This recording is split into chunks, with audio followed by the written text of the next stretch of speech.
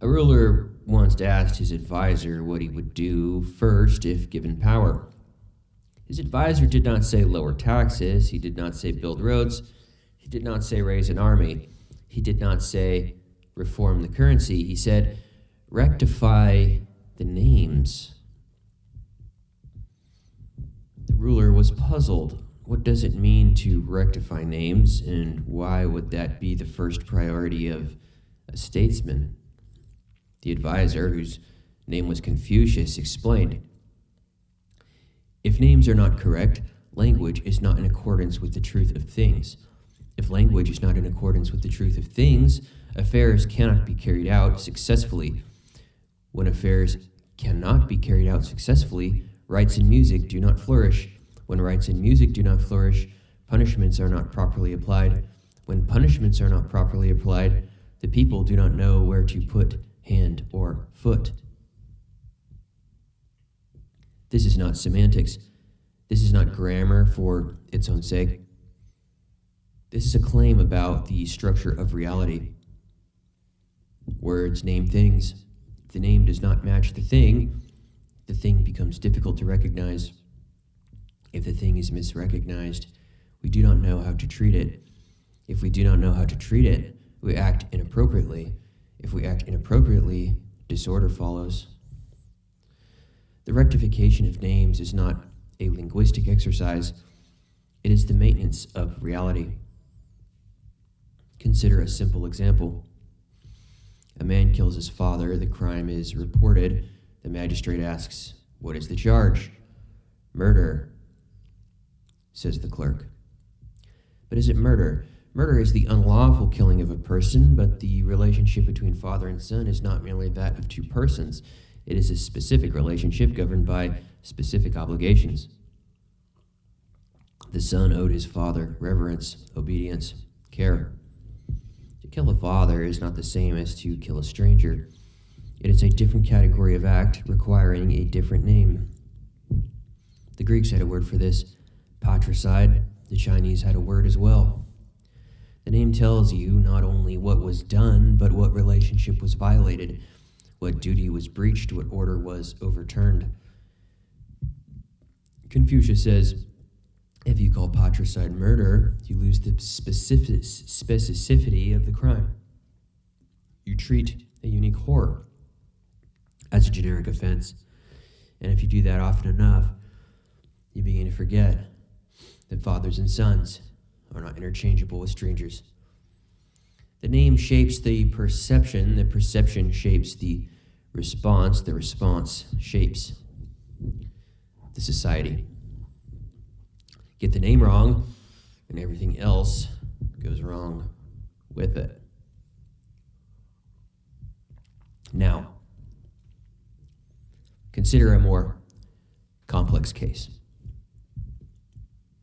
A man seizes power through violence and treachery.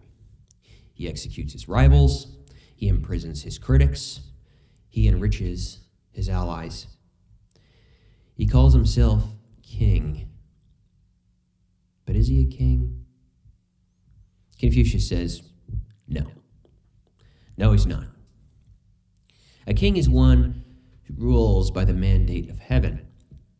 The mandate of heaven, it's like divine right, is granted to those who govern with benevolence, justice, and ritual propriety. It is withdrawn from those who govern with cruelty, corruption, and violence. The man who seizes power may call himself king. His subjects may call him king out of fear. His courtiers may call him king out of flattery. But the name does not match the reality. He is not a king, he is a tyrant. And if the society persists in calling him king, the word king loses its meaning. It no longer designates a legitimate ruler, it designates whoever happens to hold power. The distinction between authority and force collapses. The people no longer know whom to obey or why. This is not a theoretical problem. Confucius watched it happen. The spring and autumn period of Chinese history was a long, slow dissolution of the old order. The Zhou kings had once ruled with genuine authority, but over centuries their power weakened, their ritual observance decayed, their virtue withered. Regional lords began to act as independent sovereigns. They called themselves dukes and princes, but they were warlords. They maintained the forms of loyalty while pursuing their own interests. The names remained, the realities had shifted, and the gap between name and reality was the space where chaos entered. Confucius did not believe that correcting the names would by itself restore order. He was not a magical thinker. He understood that the corruption of names was a symptom, not the disease. The disease was the corruption of character, the abandonment of virtue, the loss of the way. But he also understood that symptoms can become causes. A society that calls tyranny legitimate rule will eventually forget what legitimate rule looks like. A society that calls betrayal pragmatism will eventually forget what loyalty means. A society that calls greed ambition will eventually forget what generosity requires. The names are not just labels, they are preservatives. They hold the memory of what things are supposed to be. They are anchors against the drift of forgetting. When you rectify the names, you are not imposing new meanings, you are restoring old ones. You are calling a king, and a tyrant, a father, and a patricide, a gift, and calling a bribe. You are refusing to let the erosion of reality proceed unchallenged. There is a passage in the Analects, that's a book about Confucius, that captures this with great economy. Duke Jing of Qi asked Confucius about governance. Confucius replied, "Let the ruler be a ruler, the minister be a minister, the father be a father, the son be a son." The Duke said, "Excellent. Truly, if the ruler is not a ruler, the minister not a minister, the father not a father, the son not a son, though I have grain, will I get to eat it?" The Duke understood. The structure of relationships collapses. Nothing else matters. You cannot eat grain if there is no order to plant it, harvest it, distribute it, cook it. You cannot survive if the names have lost their rectitude. But notice what Confucius did not say.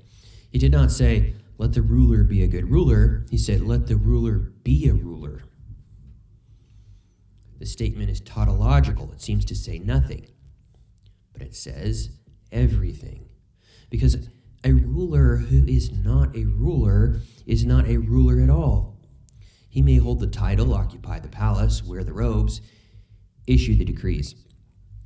But if he does not perform the function of a ruler, if he does not govern with virtue, if he does not secure the welfare of his people, if he does not maintain the rights, then he is a ruler in name only. The name is a claim. The reality must match it. So, the doctrine of the rectification of names is often read as conservatism. Confucius, it is said, wanted to preserve the old social order, keep everyone in their place, resist change. And this is a grave misunderstanding. It's not what he wanted. He was not defending any particular social order. He was defending the principle that names should correspond to realities. This principle is not conservative. It's actually revolutionary. When you call a tyrant, you are not preserving the status quo. You are challenging it. You are refusing to legitimize power that has not earned legitimacy. You are insisting that the emperor has no clothes. The rectification of names is the original form of speaking truth to power. It is the refusal to let the powerful rename their crimes as virtues, their greed as prudence, their cruelty as necessity. It is the insistence that the words mean something and that meaning has consequences. Now we must ask a question that Confucius himself asked, though he did not answer it in the way we might expect. If the names are corrupted, and if the corruption of names contributes to the corruption of society, how do we restore the correct names? Confucius looked backward. He studied the ancient classics, the rites of the Zhou dynasty, the records of the sage kings Yao and Shun. He believed that the correct names were preserved in these texts, that the past contained a model for the present. But the past is distant. The texts are fragmentary. The rites have been forgotten. And even if they could be recovered, they would need to be adapted to new circumstances. Confucius did not claim to have a complete restoration, but he said, I transmit, I do not invent, I trust in and love the ancients. He was a transmitter, not an originator. He passed on what he had received. He corrected the names by appealing to their original meanings, but the original meanings were themselves the product of a previous rectification, and that rectification depended on a previous standard, and so on, backward in time, without end. At some point, there must be a first rectification, a moment when the names were established in their correct relationship to reality, a source of authority that does not depend on prior authority. Confucius does not name this source, he gestures towards it, the mandate of heaven, the way of the ancient kings, but he does not identify it with a person. He leaves that for us. There is a word in the Analects that appears over 100 times. It is the word ren. Ren is difficult to translate. Benevolence, humaneness, goodness, the quality of being fully human. Confucius denies it indirectly, though through examples, Confucius defines it. He defines it indirectly through examples and negations. So he says, do not do to others what you would not have them do to you. He says, the man of Ren, desiring to establish himself, establishes others. He says Ren is to love others, but he never gives a single definitive formula. Ren is not a concept that can be captured in a definition. It is a reality that must be embodied. This is why Confucius insists that the rectification of names is not merely a linguistic task, it is a moral task. You cannot call a ruler until you have a ruler who actually rules. You cannot call a father until you have a father who actually fathers. The name and the reality must converge, and they converge not through decree, not through legislation, not through philosophical analysis, but through lived virtue. The sage king does not merely bear the title, he is the reality that the title names. So, here is what you have just learned. You have learned that the rectification of names is not a trivial exercise in semantics. It is the foundational act of social order. And if words do not correspond to reality, we cannot think clearly and act appropriately or even govern justly. You have learned that the corruption of names is both a symptom and a cause of societal decay. The tyrant who calls himself king is not merely lying, he is unmaking the category of kingship, eroding the distinction between authority and force. You have learned that Confucius did not invent the correct names, he transmitted them from the past, appealing to a tradition that stretched back to the sage kings. But that tradition itself required a source, an origin, a first rectification. And you've learned that the ultimate rectification is not linguistic, but existential. It occurs when a person fully embodies the virtue that a name signifies. The sage king does not need to be called king. He is what the name means.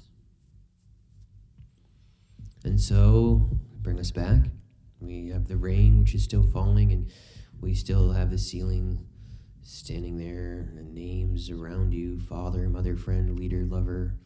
Maybe they've lost their meaning, or maybe you have. But But somewhere in the gap between what things are called and what they are, a question awaits. Who will embody the name you were given? Thank you.